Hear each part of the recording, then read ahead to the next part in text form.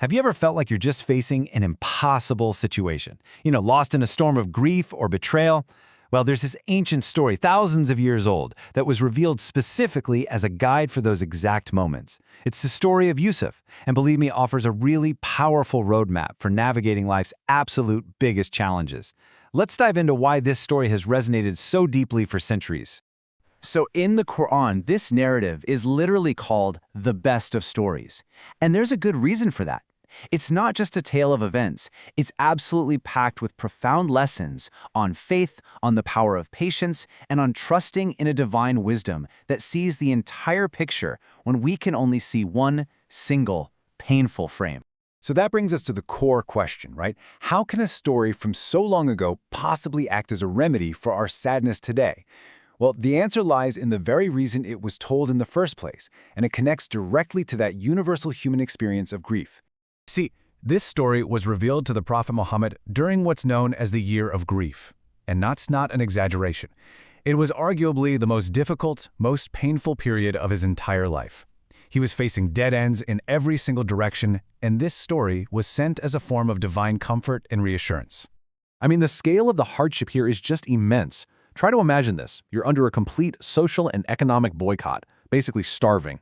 Then, in the middle of all that, you lose your greatest source of emotional support, your wife Khadija, and then your protector in society, your uncle Abu Talib.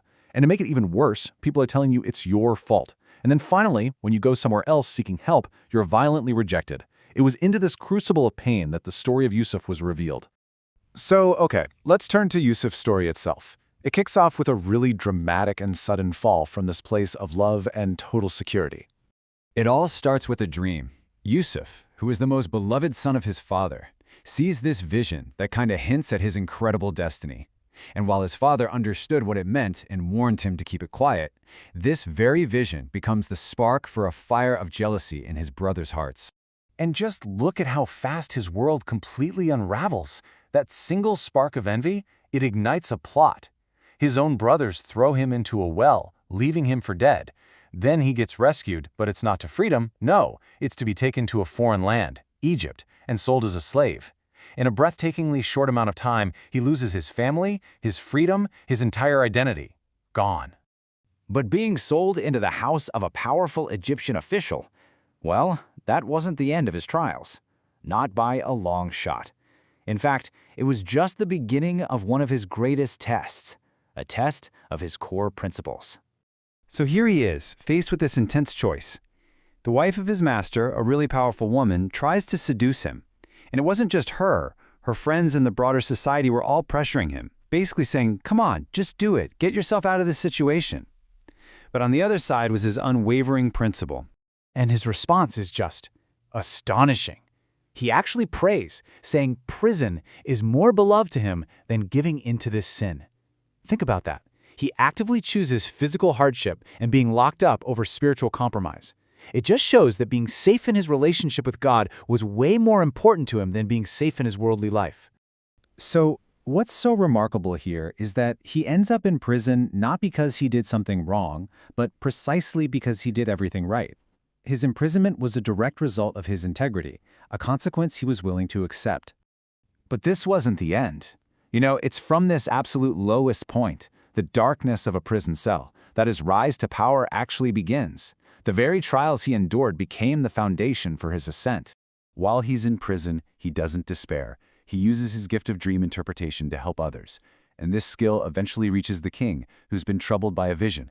Yusuf not only interprets it as a prophecy of famine, but also provides a whole strategic plan to save Egypt. And check out this final step.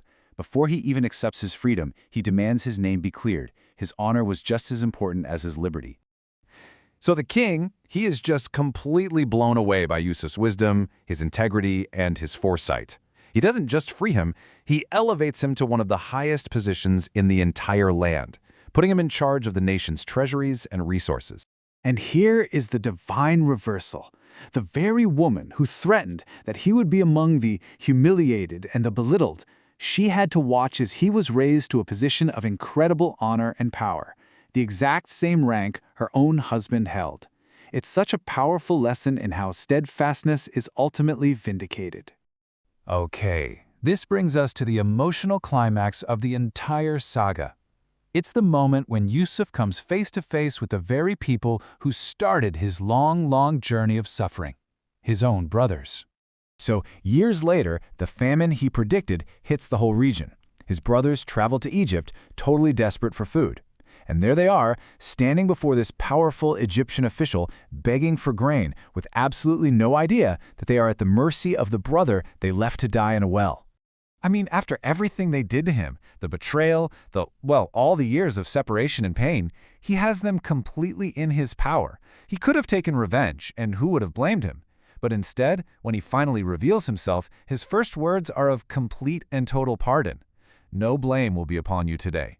It is the ultimate triumph of his character. So, after this incredible roller coaster of a life, what is the single greatest takeaway from all this?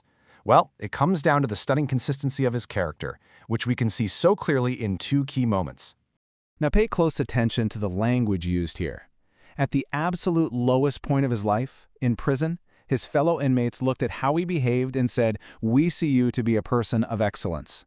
Years later, at the absolute height of his power, his own brothers, who don't even recognize him, they look at his conduct and they use the exact same phrase.